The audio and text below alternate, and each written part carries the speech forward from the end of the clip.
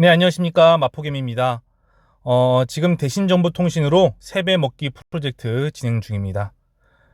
오늘 이제 이야기할 내용은 유승민 의원이 이제 어떤 활동을 지금 하고 있고 또 정치권에선 어떤 이야기들이 좀 왔다 갔다 하는지에 대해서도 한번 얘기를 나눠볼 거고요.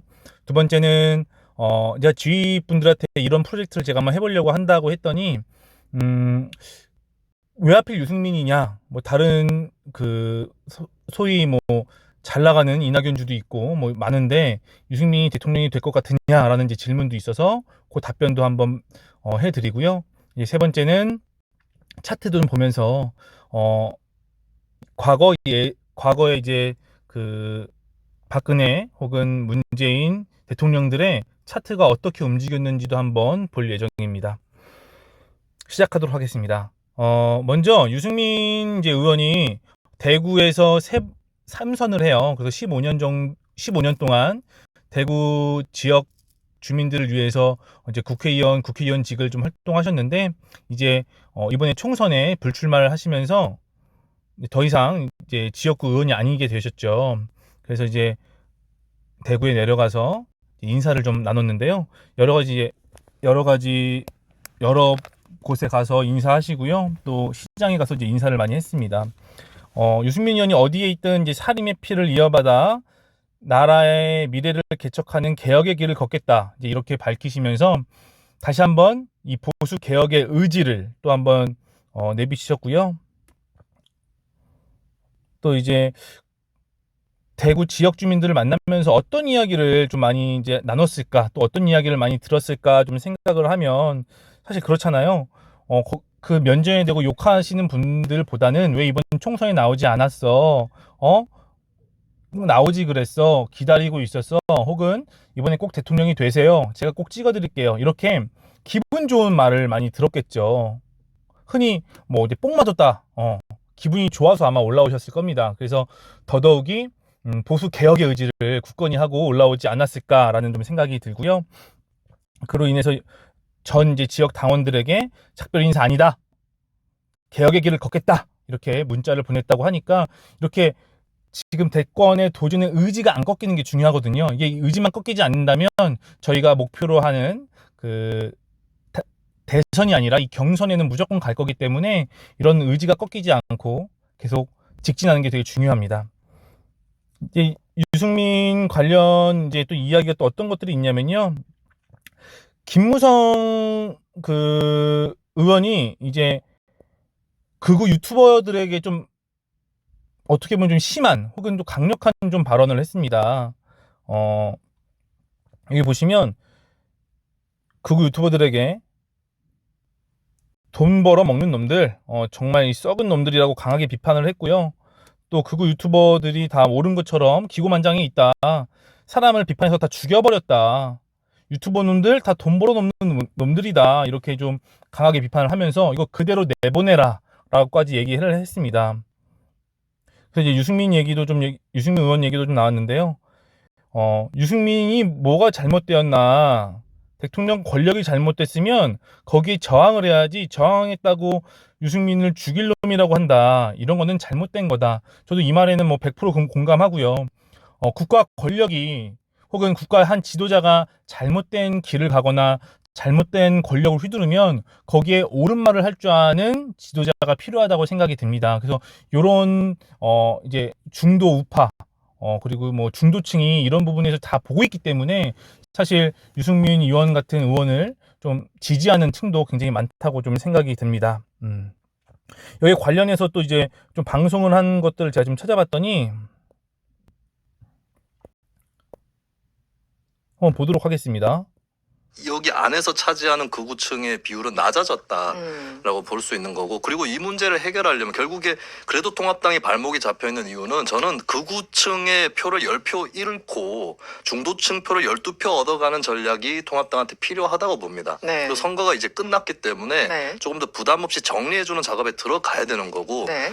어떤 분들이 얘기하시기를 한국은 프랑스와 달리 유럽과 달리 보수와 극우가 구분되지 않는다라는 지적을 많이 해주고 있고 이게 한국 보수 세력의 핵심적인 문제거든요. 네네. 이거 정리를 해줘야 되고 여기는 정치 리더들이 앞장서서 해야 되는 거예요. 네. 이 부분은 저는 보수 진영이 김어준 씨를 좀 배울 필요가 있다고 보는 게 김어준 씨 같은 경우는 네. 이번 총선 때 열린민주당이 떴잖아요. 근데 김어준 씨가 계속해서 더불어시민 결국에 이 극우층을 억누를 수도 있다. 저는 이 유튜브 조회수가 수십만 정도 나오는데 그게 다인 수준으로 만들 수 있는 게 정치 리더다. 더 이상 그 책임을 회피해서는 안. 네. 여기서 이제 말씀하는 주요 논점이 그 뭐냐? 발언에 직접적인 뭐 인과관계가 있는지. 주요 논점이 뭐냐면 이제 참 이 극우 유튜버들, 극우 세력들이 어떻게 보면 이 보수층의 큰 계륵이었어요. 버리자니 아깝고 갖고 있자니 이 중도로 혹은 뭐 외연 확장이 힘들다라는 되게 중요한 부분이었는데 이번에 선거를 막상 해보니까 이 많지 않았다라는 게 판결이 난 겁니다. 우리가 방송에 유튜브를 보니까 굉장히 많은 극우 세력들, 흔히 말하는 우파들이 굉장히 많은데 정말 극우구나, 정말 극소수의 되게 편협한 사람들이구나라는 게 이번에 밝혀진 거거든요. 그래서 이번을 계기로 이렇게 확인됐기 때문에 김무성 의원도 전쟁하겠다, 싸우겠다, 한쪽으로 몰아내겠다. 그래서 새로운 보수를 확장시키겠다. 사실 유튜버들이 뭐 50만의 이제 그 구독자들이 있다고 하지만 이게 다 합쳐서 200만이 아니거든요. 이 50만 똑같은 사람들이 이것도 보고 저 채널도 보고 저 채널도 보고 이렇게 다 똑같이 보는 거예요. 그러니까 실제로는 큰 영향력을 미치지 않았는데 그런 것들을 이제 큰 목소리를 내다 보니 이게 큰 힘이 있구나라고 생각이 들었던 거죠. 막상 이걸 까보니까 별거 없더라. 차라리 이런 표를 이쪽을 버리더라도 더 많은 외연 확장의 길로 가는 것이 맞겠다. 이렇게 되면 사실 극우 한쪽에 그 몰려있는 이런 정당이 절대 하나의 큰 그 세력을 규합하기란 쉽지가 않거든요. 그렇다 보니까 이제는 분명히 살을 도려내고 고름을 짜내고 아픔을 감수하면서도 새로운 정치를 시작해야 된다라는 게 제 생각이고 이제 이 중도층들의 좀 생각인 것 같아요. 저도 그래서 개인적으로 굉장히 크게 응원하고 있고 이번 발언에 대해서 굉장히 응원하고 또 지켜보고 있는 입장입니다. 네. 이제 두 번째로 왜 유승민 의원을 이렇게 지지를 하느냐, 지지뿐만이 아니라 왜 대선주를 선택을 했느냐라고 말을 하는데요. 사실 정치적 성향으로 제가 뭐 유승민을 굉장히 지지하고 열렬할 팬이었다, 뭐 팬이다, 뭐 이 정도는 아니었지만 지금 뭐 주식을 좀 보면요, 최저가로 형성되어 있는 게 그래도 여당보단 야당의 인물들이 그래도 관련 주식들이 굉장히 저가에 머무르고 있습니다. 뭐 써니전자도 그렇고요, 안랩도 그렇고요, 대신정보통신뿐만이 아니라 지금 한창재지 많은 유승민, 안철수, 황교안, 홍준표 등 누가 한 명이 독점으로 지금 지지를 얻지 않고 있거든요. 그러다 보니까 여기에 반영을 해서 주가도 굉장히 저점에서 지금 유지가 되고 있는데 이 중에서 한 명을 좀 고르려고 좀 생각을 했죠. 근데 그 중에서도 유승민 의원이 이번 총선을 통해서 소수 정당이 아니라 제1야당으로 들어갔고 여기서 분명히 경선을 치르겠다라는 게 저는 90% 이상, 100%까지 또 바라보고 있는 입장이기 때문에 유승민 의원을 선택을 했다. 근데 대통령이 될 것 같으냐에 대한 질문은요, 전 사실 쉽지 않다고 봅니다. 왜냐하면 지금 이낙연 의원이 굉장히 뭐 큰 지지를 받고 있기 때문에 유승민 의원이 대통령이 되기는 쉽지 않겠죠. 왜냐면 기적이죠, 거의. 근데 저희는 보유하는 이 기간을 자체를 경선을 결과를 보기 전에 다 매도를 할 거고요. 만약에 경선을 통과해서 대선까지 간다면 분명히 또 한 번의 매수 기회를 줄 겁니다. 물론 이제 전량 거의 뭐 90% 이상은 80%에서 90% 이상은 다 결과를 보기 직전에 팔 거기 때문에 큰 걱정 안 한다. 난 여기서 유승민 의원이 경선까지만 나가도 된다라고 생각을 하기 때문에 이렇게 선택을 했습니다. 이제 마지막으로 저희 이제 차트를 좀 볼 건데요. 지금 오늘도 마찬가지로 많이 안 움직였어요. 대신정보통신이 지금 또 5원 빠진 0.44%로 기록하고 있고요. 차트 보시면 정말 뭐 지지부진합니다. 이거 주봉인데 일봉으로 보면 거의 뭐 움직이지 않고 있죠. 움직이지 않고 있어서 좀 지루할 수 있는데 선 취매를 한다는 것이 이렇게 여러 가지 기회비용도 날릴 수 있고요. 또 지칠 수 있는데 그래도 대선이라는 건 기간이 있기 때문에 그때까지 좀 버텨보려고 합니다. 예전에 그 우리들 휴브레인 같은 경우에는 그 문재인 관련주였거든요. 문재인 관련주를 보시면 저번에 옛날에 그 박근혜 전 대통령하고 지금 경합을 붙었을 때 거의 뭐 최고점이 37,000원까지 갔었고요. 그리고 떨어져서 바닥을 2,000원대를 행보하고 있다가요. 이제 대선 때 15,000원, 2,000원에서 15,000원이면 한 6배 정도 올랐죠. 이렇게 크게 폭을 많이 올려줬고요. 떨어졌음에도 불구하고 많이 올랐죠. 경합이 커지면 커질수록, 기대감이 커지면 커질수록 좀 많이 오르는 것을 볼 수 있습니다. 네, 지금은 뭐 다시 원래대로 돌아왔고요. 아가방 컴퍼니 같은 경우에는 박근혜 대선주인데요. 박근혜 대선주도 거의 2,000원에서 22,000원까지 갔으니까 10배 이상, 11배 정도 올랐고요. 또 한창제지가 이제 황교안 관련주인데요. 황교안 관련주도 1,000원에서 이 총선 직전까지 4,500원까지 올랐습니다. 약 5배에서 4배 정도 올랐고요.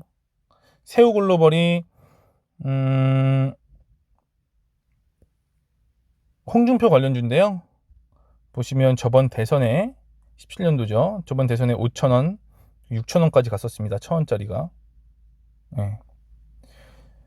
이 올라가는 기간을 보시면 약 1년 정도 걸쳐서 올라가요. 근데 저희는 좀 1년 반 전이니까 좀 미리 사놨다고 생각해 주시면 되는데 분명히 천천히 해서 결국에는 전 고점을 찍을 거라고 생각이 들고요.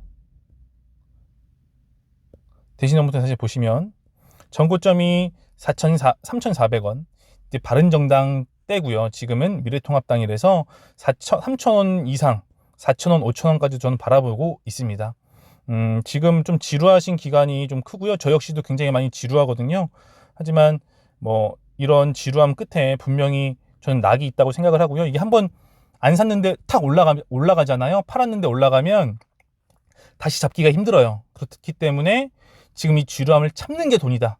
참는 게 돈입니다. 이 주식이라는 건 결국 못 참는 놈이 참는 놈한테 자산을 옮겨주는 거라고 이제 얘기도 많이 하거든요. 그래서 꼭 참아 보면 분명히 여기에서 급등이나 혹은 여러 가지 정책적 이슈, 사실 기간이 1년 6개월밖에 남지 않았기 때문에 어떤 수단과 방법을 가리지 않고서 또 이런 이슈가 되는 게 중요하기 때문에 유승민 의원도 여러 가지 액션이 좀 필요할 것 같고 나온다면 그에 관련해서 같이 주가도 움직일 거라고 예상이 됩니다. 말씀드릴 때 5원이 좀 더 떨어졌는데 이거는 뭐 사실 큰 의미가 없고요. 그래도 21선을 좀 저항을 받고 지지를 받으면서 좀 머무르고 있다는 거에 대해서 좀 장점이라고 보고 있습니다. 네, 오늘 방송 이걸로 마치고요. 다음에 방송할 때는 그래도 한 200원 이상에서 좀 방송을 했으면 좋겠습니다. 네, 감사합니다.